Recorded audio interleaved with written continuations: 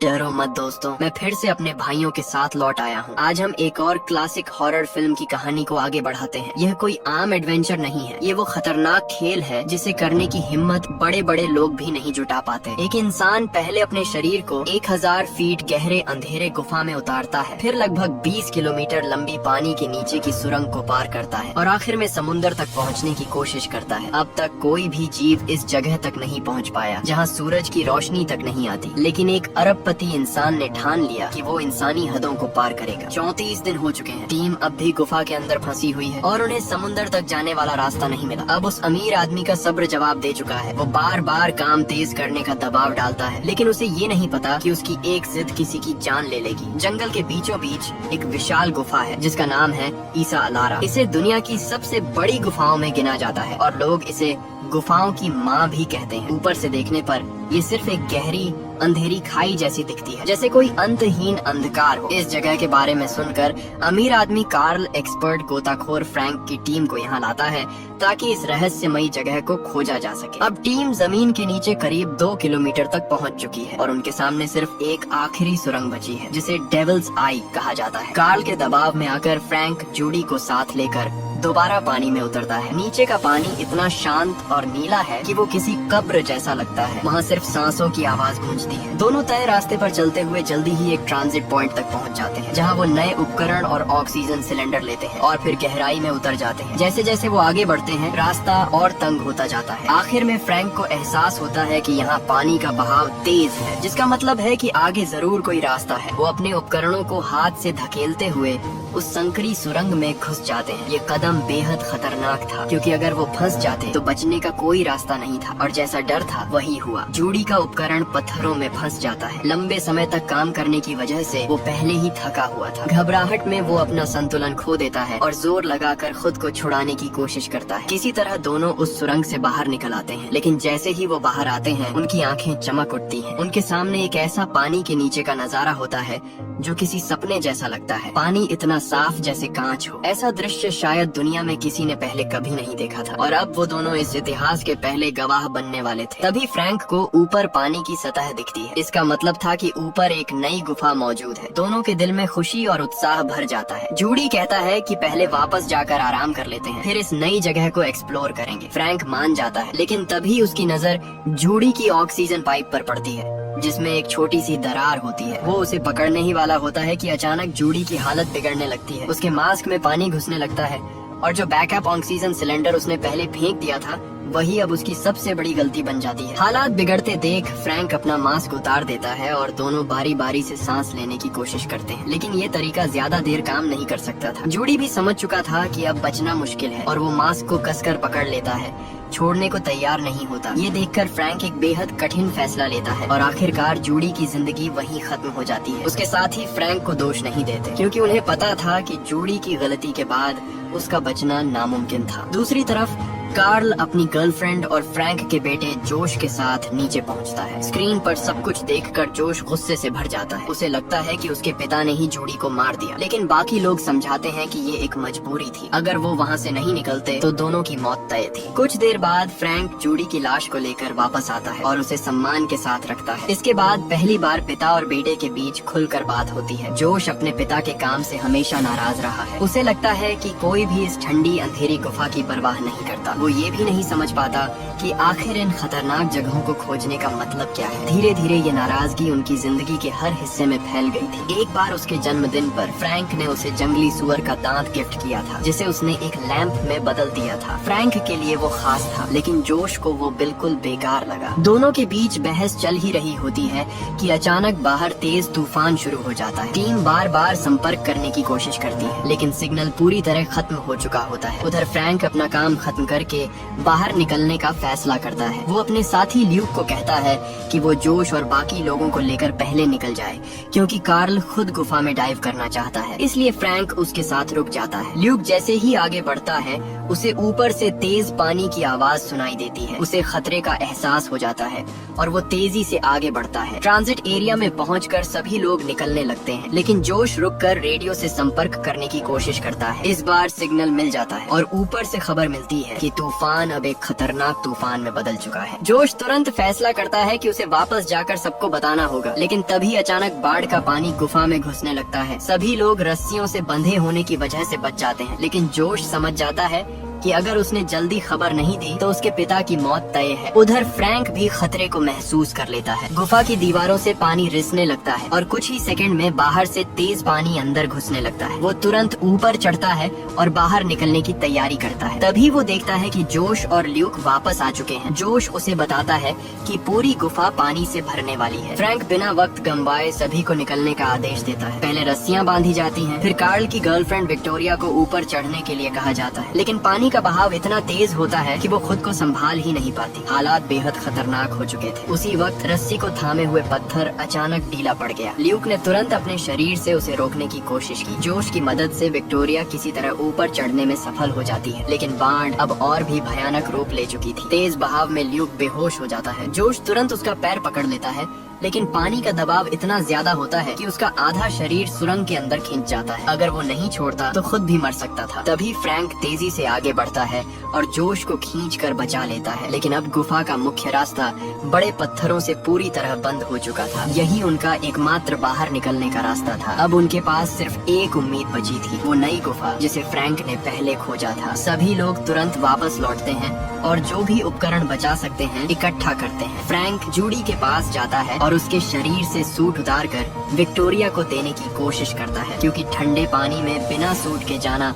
सीधा मौत को बुलाना है। लेकिन विक्टोरिया साफ मना कर देती है। वो एक मरे हुए इंसान के कपड़े पहनना नहीं चाहती। फ्रैंक उसे मजबूर नहीं करता। वो जानता है हर इंसान अपनी किस्मत खुद चुनता है। इसी दौरान जोश को ल्यूक बेहोश हालत में मिलता है। फ्रैंक जांच करता है और समझ जाता है कि उसकी कई हड्डियां टूट चुकी हैं। वो अब बच नहीं सकता। जिंदा रहना उसके लिए अब सिर्फ दर्द है। फ्रैंक अपने साथियों को जोश को लेकर आगे बढ़ने के लिए कहता है, क्योंकि वो नहीं चाहता कि उसका बेटा आगे होने वाली चीजें देखे। फ्रैंक समझ चुका था ये हत्या नहीं बल्कि मुक्ति है। ऐसे एडवेंचर करने वाले लोग पहले से जानते हैं कि एक दिन ऐसा आएगा, और वो मौत से नहीं डरते बल्कि इस बात से डरते हैं कि उनकी वजह से दूसरों की जान खतरे में पड़े। ल्यूक की आंखों में वो दर्द और विनती साफ दिख रही थी और फ्रैंक ने उसकी इच्छा का सम्मान किया। इसके बाद सभी लोग तैयार होकर आगे बढ़ते हैं। फ्रैंक उन्हें निर्देश देता है कि वे पास पास रहें और विक्टोरिया को पीछे रहने के लिए कहता है। ये फैसला सुनने में भले ही कठोर लगे, लेकिन यही सही था। यहाँ तक कि कार्ल भी इस फैसले से सहमत हो जाता है। कुछ ही देर में वे एक संकरी सुरंग तक पहुँचते हैं। एक एक करके सभी लोग पार हो जाते हैं, लेकिन जब विक्टोरिया की बारी आती है तो उसका उपकरण पत्थरों में फंस जाता है। वो कमजोर पड़ चुका था, उसे हिलाने की ताकत नहीं बची थी। घबराहट में उसकी ऑक्सीजन तेजी से खत्म होने लगती है। फ्रैंक उसकी मदद के लिए आगे बढ़ने ही वाला होता है कि अचानक विक्टोरिया खुद ही बाहर निकल आता है। उसका सामान भी सही सलामत होता है, लेकिन ठंडे पानी की वजह से उसका शरीर जवाब देने लगा था। थोड़ी दूरी पर एक नई गुफा दिखाई देती है। कार्ल सबसे पहले पानी से बाहर निकलता है और उस विशाल जगह को देखकर हैरान रह जाता है। बाकी लोग भी बाहर आते हैं और तुरंत विक्टोरिया को गर्म रखने की कोशिश करते हैं। उसके कपड़े उतारकर उसे थर्मल कंबल में लपेटते हैं और कार्ल उसे पकड़कर गर्मी देने की कोशिश करता है। तभी फ्रैंक को जॉर्ज की खांसी सुनाई देती है। पहले उसे लगता है कि ऑक्सीजन की कमी है, लेकिन जल्दी ही उसे समझ आता है कि मामला गंभीर है। वो पानी का स्तर नापने के लिए चाकू को जमीन में गाड़ देता है। कुछ ही देर में विक्टोरिया की हालत सुधरने लगती है, लेकिन जॉर्ज की हालत बिगड़ती जाती है। उसके मुंह से खून आने लगता है। फ्रैंक समझ जाता है कि अब समय नहीं है। वो तुरंत सबको आगे बढ़ने के लिए कहता है। जॉर्ज लड़खड़ाते हुए चलता है, लेकिन दिखावा करता है कि वो ठीक है, जबकि उसे पता होता है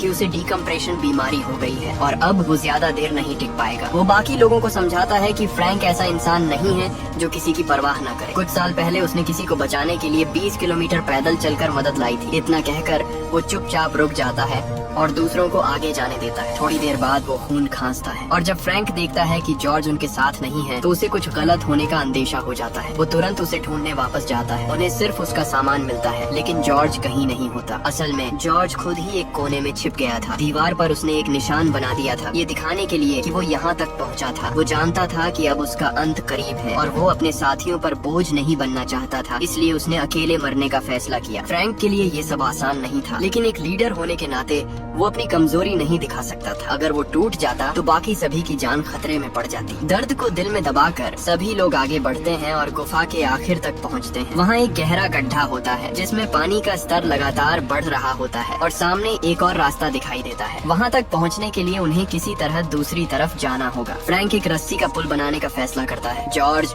जो अब उनके साथ नहीं था, पहले इस काम में माहिर था, लेकिन अब ये जिम्मेदारी बाकी लोगों को निभानी थी। किसी तरह वे रस्सी बांधते हैं और एक एक करके पार करने लगते हैं। जब विक्टोरिया की बारी आती है तो अचानक उसका संतुलन बिगड़ जाता है और वो बीच में लटक जाती है। रस्सी उसके बालों में उलझ जाती है। वो दर्द से चिल्लाने लगती है। वो हेलमेट उतारने की कोशिश करती है लेकिन कोई फायदा नहीं होता। फ्रैंक उसे संभालने की कोशिश करता है लेकिन अचानक उसके सिर की खाल का हिस्सा उखड़ जाता है। दर्द से तड़पते हुए वो चाकू निकालती है अपने बाल काटने के लिए, लेकिन अब बहुत देर हो चुकी थी। उसकी मौत का जिम्मेदार कोई और नहीं बल्कि खुद वही थी। उसने शुरुआत से ही गलत फैसले लिए थे। अगर वो फ्रैंक की बात मानती तो शायद बच सकती थी, लेकिन कार्ल गुस्से में आकर सारा दोष फ्रैंक पर डाल देता है। वो उसे निर्दयी और बेरहम कहता है। जोश भी अपने पिता को समझ नहीं पाता। कैसे वो इतने शांत रह सकते हैं जब उनके साथी एक एक करके मर रहे हैं। फ्रैंक कोई सफाई नहीं देता क्योंकि उसका काम बहस करना नहीं बल्कि टीम को जिंदा बाहर निकालना है। थोड़ी देर आराम करने के बाद अब सिर्फ 3 लोग बचे होते हैं। वे आगे बढ़ते हैं और एक पानी से भरी जगह तक पहुंचते हैं। विक्टोरिया के गिरने से उनका ज्यादातर सामान खो चुका होता है। अब उनके पास सिर्फ एक ही डाइविंग सेट बचा था। फ्रैंक फैसला करता है कि वो खुद पानी में जाकर रास्ता ढूंढेगा और अगर बाहर निकलने का रास्ता मिला तो वो बारी बारी से बाकी दोनों को लेकर जाएगा। लेकिन जैसे ही वो तैयारी करता है, कार्ल अचानक उसका उपकरण छीन लेता है और खुद ही पानी में कूद जाता है। फ्रैंक समझ जाता है कि अगर कार्ल चला गया तो वो कभी वापस नहीं आएगा। वो तुरंत उसके पीछे कूदता है और उसका पैर पकड़ लेता है, लेकिन बिना ऑक्सीजन के वो ज्यादा देर टिक नहीं पाता। आखिरकार मजबूर होकर उसे कार्ल को छोड़ना पड़ता है और अब उसके पास सांस लेने का कोई जरिया भी नहीं बचा। अब तक हमेशा मजबूत रहने वाला फ्रैंक भी इस पल टूट सा गया था, जैसे उसने अपने अंत को स्वीकार कर लिया। लेकिन जोश हार मानने वालों में से नहीं था। उसे एक जगह चमगादड़ों की बीट दिखाई देती है और वो समझ जाता है कि यहाँ कहीं न कहीं हवा का रास्ता जरूर है। यही उनकी आखिरी उम्मीद थी। दोनों तुरंत उस संकरे रास्ते में घुस जाते हैं। सुरंग बेहद तंग और सीधी ऊपर की तरफ जा रही होती है। उन्हें अपने हाथ पैरों के सहारे धीरे धीरे चढ़ना पड़ता है। इस मुश्किल सफर के दौरान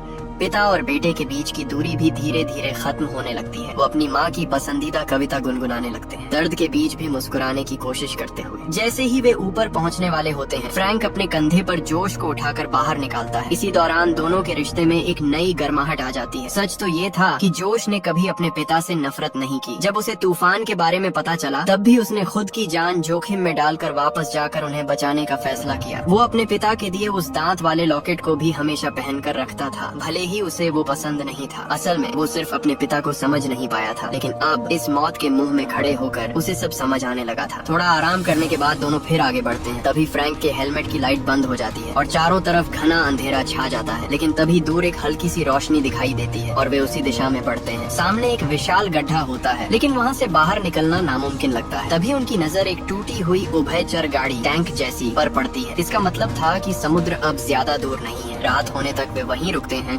और उस गाड़ी के बचे हुए ईंधन से एक छोटी सी लैंप बना लेते हैं। फिर आगे बढ़ते हैं। थोड़ी ही दूर उन्हें एक नदी मिलती है और उसके किनारे कार्ल द्वारा लिया गया ऑक्सीजन उपकरण पड़ा होता है। तभी कार्ल सामने आता है। वो बताता है कि उसे रास्ता मिल गया था, लेकिन ऑक्सीजन खत्म होने की वजह से वो वापस नहीं जा सका। लेकिन फ्रैंक उसकी बातों पर ध्यान नहीं देता। वो आगे बढ़ता है और जल्द ही उन्हें विक्टोरिया की लाश मिलती है। फ्रैंक बिना वक्त गंवाए उसका ऑक्सीजन सिलेंडर ले लेता है, क्योंकि अब जिंदा रहना ही सबसे बड़ा मकसद था। आगे बढ़ते हुए वे एक पानी से भरे इलाके तक पहुंचते हैं। जोश पानी के नीचे जाकर एक संकरी सुरंग ढूंढ लेता है। अब उनके पास बस इतना ऑक्सीजन था कि वे बारी बारी से सांस लेते हुए उस रास्ते को पार कर सके। तभी अचानक कार्ल पीछे से हमला करता है। अपने पिता को खतरे में देखकर जोश का गुस्सा फूट पड़ता है। वो लैंप उठाकर कार्ल पर फेंकता है और फिर उसे पकड़कर पानी में डुबो देता है। गुस्से में वो उसे मारने ही वाला होता है, लेकिन आखिरी पल में खुद को रोक लेता है। जैसे ही वो फ्रैंक के पास लौटता है, उसकी नजर पड़ती है। फ्रैंक की पीठ एक नुकीले पत्थर से बुरी तरह जख्मी हो चुकी थी। वो अब बच नहीं सकता था। कार्ल फिर से उसे भड़काने की कोशिश करता है, कहता है कि फ्रैंक फ्रैंक की वजह से ही सब मरे हैं। लेकिन इस बार जोश अपने पिता के साथ खड़ा रहता है। वो साफ कह देता है, हम आज जिंदा हैं तो सिर्फ इनकी वजह से। कार्ल चुप हो जाता है। उसे अपने किए का एहसास हो चुका था। वो बिना कुछ कहे पानी में कूद जाता है और हमेशा के लिए गायब हो जाता है। कार्ल के जाने के बाद फ्रैंक जोश से कहता है कि उसे पानी में छोड़ दे। ये उसका इस दुनिया से आखिरी विदा लेने का तरीका था। उसे पता था कि अब वो नहीं बचेगा और वो अपने बेटे पर बोझ नहीं बनना चाहता था। इस पल जोश पहली बार अपने पिता के दर्द को समझ पाता है। किसी अपने को अपने हाथों से खो देना खुद मरने से भी ज्यादा तकलीफ देता है, लेकिन जिंदगी ऐसी ही होती है। हम अक्सर सच तब समझते हैं जब बहुत देर हो चुकी होती है। फ्रैंक धीरे धीरे अपनी आखिरी सांसें लेता है और उसकी जिंदगी वहीं खत्म हो जाती है। जोश अपने पिता को पानी में छोड़ देता है और एक आखिरी बार उन्हें गले लगाकर उनके माथे को चूमता है। अब वो बिल्कुल अकेला था, लेकिन जिंदा रहने की उम्मीद अभी भी बाकी थी। वो आगे बढ़ता है और रास्ते में कार्ल की लाश को देखता है, लेकिन बिना रुके आगे निकल जाता है। तभी उसका दिया हुआ दांत वाला लॉकेट हल्की रोशनी देने लगता है। जो कभी उसे बेकार लगता था वही अब उसकी जिंदगी बचाने वाला बन चुका था। लेकिन किस्मत अभी और इम्तिहान लेना चाहती थी। उसका ऑक्सीजन भी खत्म होने लगता है। वो चट्टानों से निकलते छोटे छोटे हवा के बुलबुलों से किसी तरह सांस लेने की कोशिश करता है, लेकिन ये ज्यादा देर तक नहीं चल सकता था। आखिरकार वो बेहोश हो जाता है। उसी धुंधलेपन में उसे अपने पिता की आवाज सुनाई देती है। वही जानी पहचानी आवाज उसे झकझोर देती है। वो अचानक होश में आता है और ऊपर की तरफ देखता है और फिर उसकी आंखों के सामने पहली बार तेज सूरज की रोशनी चमक उठती है। वो आखिरकार बाहर आ चुका था। कहानी यहीं खत्म होती है।